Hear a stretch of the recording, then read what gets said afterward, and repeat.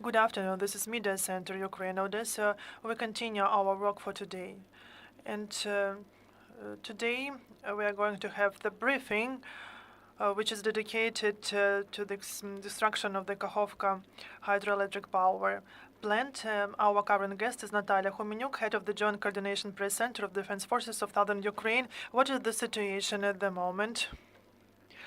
And now the briefing of the head of the Kherson Regional Administration starts. We organize the evacuation train.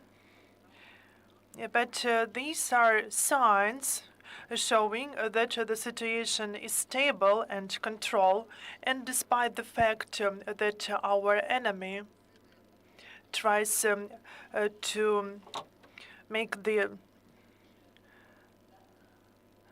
technogenical catastrophe, our authorities are able to organize the process, to organize evacuation, to take measures which are needed to ensure safety and security, and we continue to monitor the situation. And we understand that this incident is the response of our enemies to the activities of our defense forces, so they are tired of waiting for the counteroffensive, and perhaps their nerves failed, and they destroyed the dam, which they had been preparing for a long time ago.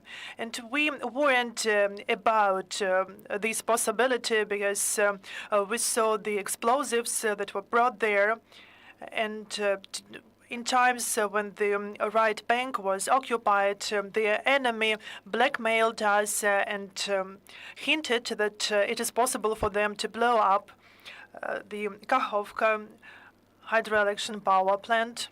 And they back then tried to blame the Ukrainian defense forces for that.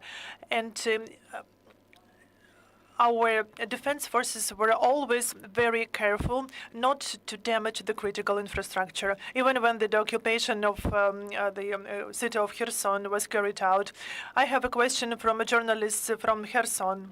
Суспільна Kherson. Do you know about the details of the explosion? When you learned about that, is it a Russian strategy, and what the impact? I don't think that this is like a well-weighed strategy. This is kind of hysteria manifestation and their response to the situation, because they understand that the defense forces will move on, and they want to affect the Ukrainian defense forces to avoid forcing of the Dnieper River and disembarkation on the left bank, because they are quite concerned about that. And if we remember about all fakes in mass media, we can trace the trend that led them to what we have today. This is the destruction of that part. Not the whole dam has been destroyed, only its part is destroyed, because it was constructed even to stand the nuclear attack. And we remember the information from the professionals that actually the constructors were ready to the tests of this dam. When do you learn about that? We do not provide information about the precise time at the moment, because we studied the situation thoroughly, and we will prepare the official report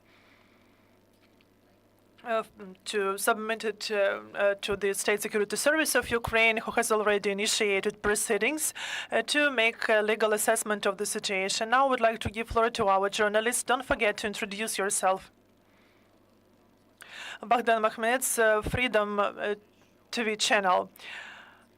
There is information that blast was planned by Russia in the less scale than we see now, because they fail to understand the structural peculiarities of the dam.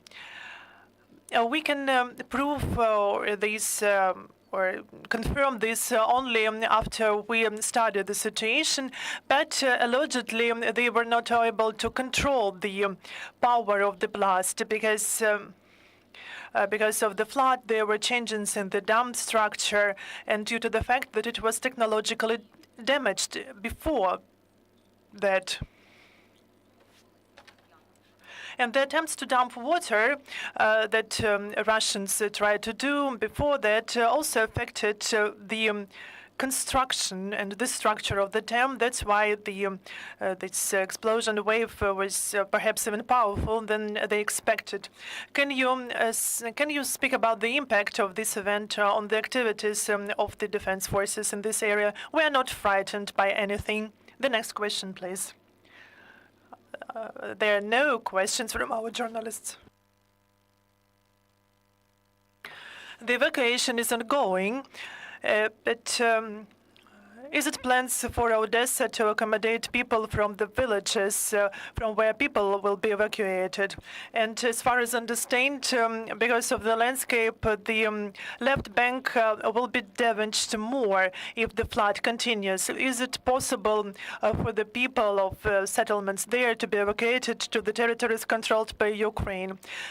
We do not expect the enemy to allow this, because for such evacuation, they need boats. We need boats and also the reverse movement through the flooded area and through the Dnieper River.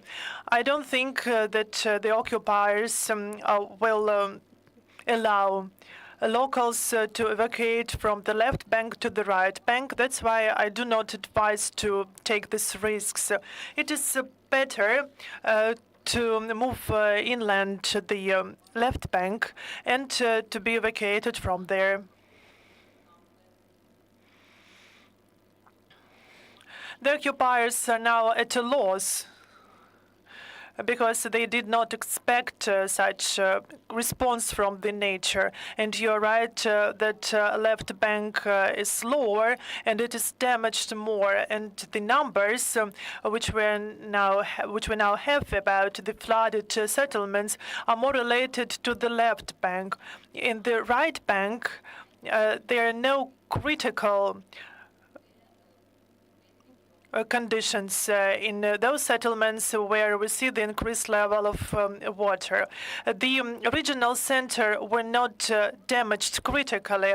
Some districts, some residential areas and streets are flooded, but that's it. But the evacuation has been organized because we still see the increasing level of water, and according to experts, the critical level is expected at 1 p.m. The situation is controlled.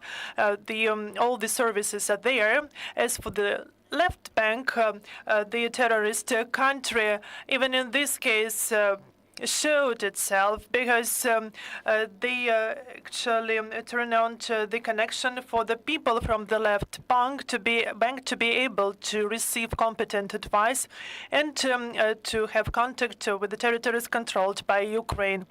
And the last question, because this is a quick briefing, we have a question from a freelance journalist, Vera Zaporozhets.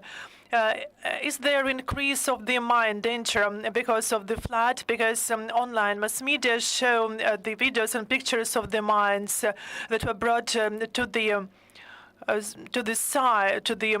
river side by water. Of course, we understand that the danger is increased, and that's why the banks are closed for civilians, and we expect the coming of mines from the left bank. And this is not a secret that to prevent sabotage activities, we mined the territories on our side. And of course, the increased level of water can provoke the increased mine danger. One more question. We can see in social media information that the destruction of the dam can lead to emergency situation at the Zaporizhzhia nuclear power plant. Can you comment upon this? The threat is related to the level of water. If it will be critically low, then our specialists will take emergency measures. the representatives of MAGATE also monitor the situation. I'd like to say that all these events are considered together. The blackmail for nuclear power plant, the blackmailing with the Kakhovka dam and the Titan plant, and the enemy understands that we do not want to leave the Crimea, that they want to make pressure on us. And also there is the information that this event can distract the canal for water supply to the Crimea. The situation is there, but I think that you should discuss this with the experts in this area, because this is not the responsibility of the military. Thank you. Thank you for being with us today. Hopefully we'll be able to invite you again to our center if you have any updates on the information to inform Ukrainian and foreign journalists. So thank you very much. I would like to congratulate all the journalists with their professional holiday. Thank you for your work, and thank you for understanding the military law. Our next briefing will be in 10 minutes. We will have the head of the Odesa Regional State Administration, Yuri Krok. Please stay tuned.